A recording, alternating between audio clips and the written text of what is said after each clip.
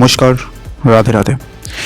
আজকে লোকসভা নির্বাচন ব্যবস্থা, system of election of Lok Sabha, ঠিক আছে, গঠন না, নির্বাচন কি করে হয়, লোকসভাতে যে মেম্বারগুলো, যে ক্যান্ডিডেটগুলো বসবে তাদের নির্বাচন কিভাবে হবে, কোথা থেকে হবে, সেই ব্যাপারে এখানে এই ভিডিওটার মাধ্যমে আমরা সম্পূর্ণ বিস্তারিত পয়েন্ট অনুযায়ী দেখব।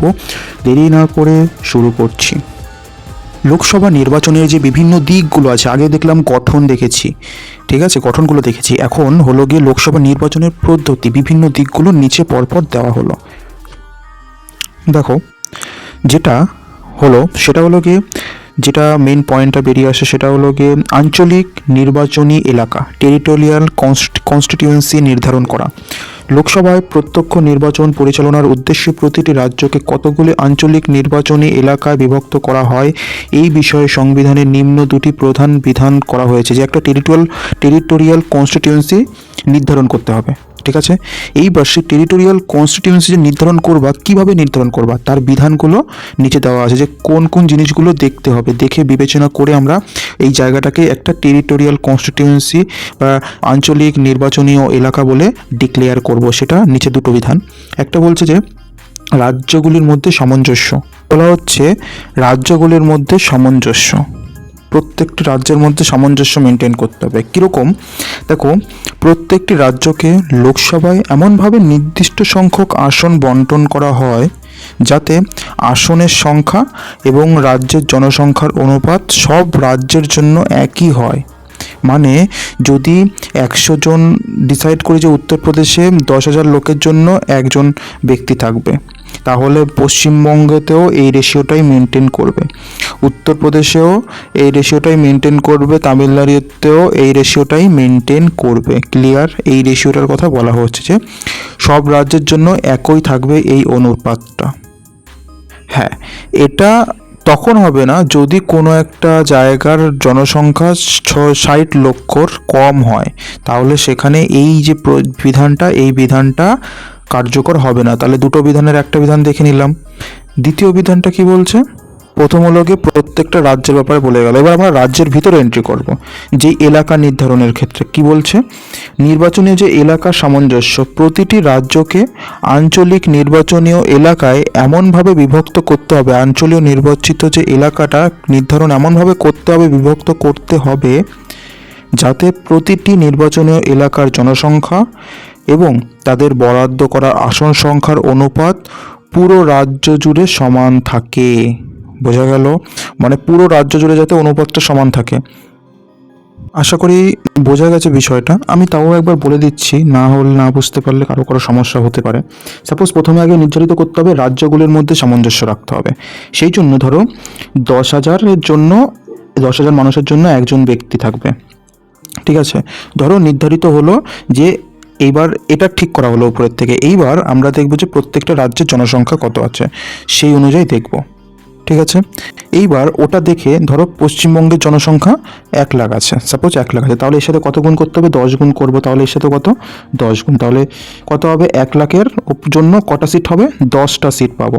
এটা পশ্চিমবঙ্গের। এইবার বোঝা গেল এটা পশ্চিমবঙ্গের। তাহলে পশ্চিমবঙ্গ কটা সিট পাবে? 10টা সিট পাবে। এইবার এই 10টা সিটকে পশ্চিমবঙ্গের জনসংখ্যা আছে সেই জনসংখ্যার অনুযায়ী সমান রেশিওতে ভাগ করতে হবে, ঠিক আছে। পশ্চিমবঙ্গের জনসংখ্যার ভিতরে কোন জায়গাকে কটা, এই 10টাকে এমনভাবে ডিস্ট্রিবিউট করতে হবে যাতে জনসংখ্যার প্রত্যেকটার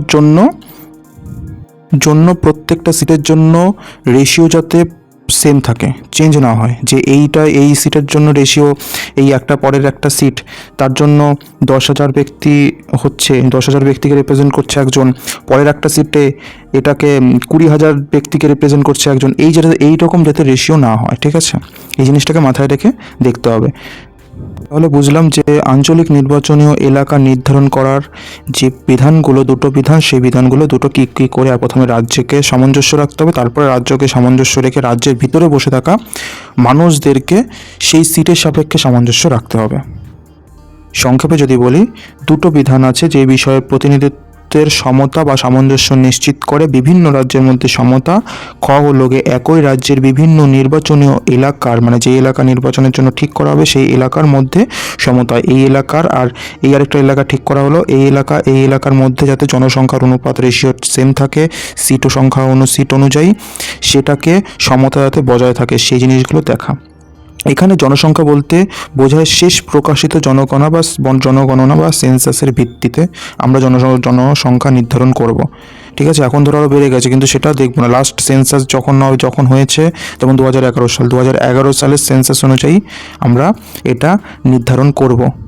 এবার প্রতিটি জনগণনা হলো, জনগণনার পরে ডিলিমিটেশন করতে হবে। এবার 11 সালে হয়ে গেল জনগণনা। এখন যখন 2026 জনগণনা হবে, এইবার হওয়ার পরে তখন দেখলাম যে অনেক সংখ্যা বেড়ে গেল। তাহলে কি জনসংখ্যা অনেক বেড়ে গেল, যখন জনসংখ্যা বেড়ে গেল তখন কি প্রত্যেকটা সেই রেশিও আবার সমতা রেশিওর জন্য সিট সংখ্যারও বাড়াতে হবে, তাই না?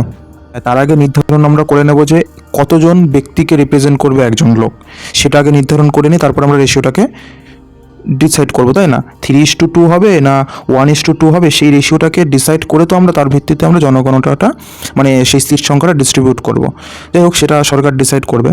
বিষয়টা হলো যে জনগণনা কমপ্লিট হয়ে গেল, এইবার যে প্রতি জনগণনার পর পুনর্বিন্যাস, মানে ডিলিমিটেশন যে প্রক্রিয়াটা, ঠিক আছে, কি বলছে, প্রতিটি জনগণনার পর নিম্নলিখিত বিষয়গুলিতে পুনর্বিন্যাস বা রিঅ্যাডজাস্টমেন্ট আবশ্যিক। যেমন লোকসভার রাজ্যগুলির জন্য বরাদ্দ আসন সংখ্যার পুনর্বিন্যাস, সেই আসন সংখ্যা বাড়াতে হবে। ঠিক আছে, প্রতিটি রাজ্যকে আঞ্চলিক নির্বাচিত এলাকার বিভক্ত করার কাজ, যে সেই আঞ্চলিক এলাকা, ধরো এই এলাকায় এখন এতজন, আর এই এলাকায় হলো গিয়ে বেশি, এই এলাকা ধরো জনসংখ্যা বেশি, এই এলাকা ধরো জনসংখ্যা কম।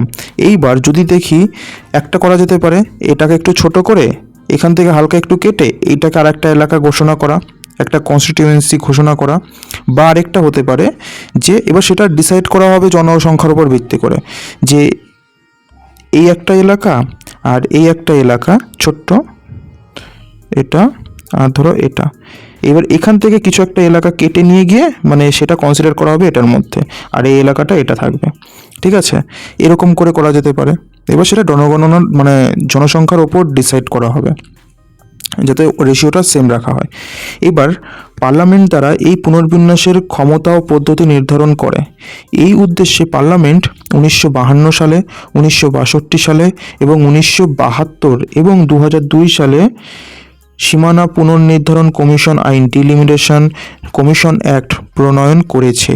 ক্লিয়ার, বোঝা গেল কত সাল, সেটা একটু রিকল করে মনে রাখার চেষ্টা করতে হবে। এইবার গুরুত্বপূর্ণ যে সাংবিধানিক অ্যামেন্ডমেন্টগুলো আছে সেটা একটু মনে রাখবো। 42তম সংশোধনী অ্যামেন্ডমেন্ট 1976 সালে হয়েছিল, আর এই অ্যামেন্ডমেন্টের মাধ্যমে 1971 সালে জনগণনার স্তরে লোকসভায় রাজ্যের আসন বন্টন এবং রাজ্যগুলির নির্বাচনীয় এলাকার বিভক্তিকরণকে 2000 সাল পর্যন্ত ফ্রিজ করে স্থগিত রাখা হয়েছিল।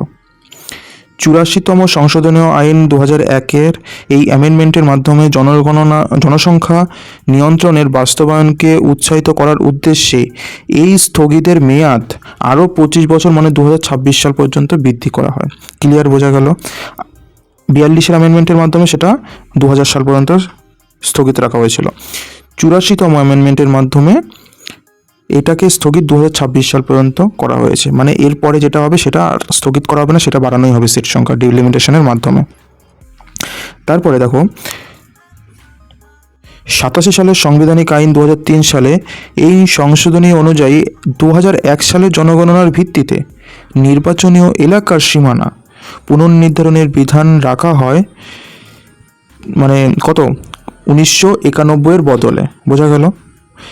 তবে এতে লোকসভায় রাজ্যের বরাদ্দর আসন সংখ্যা কোনো পরিবর্তন ঘটেনি, রাখা হয় কিন্তু আসন সংখ্যার কোনো পরিবর্তন ঘটেনি।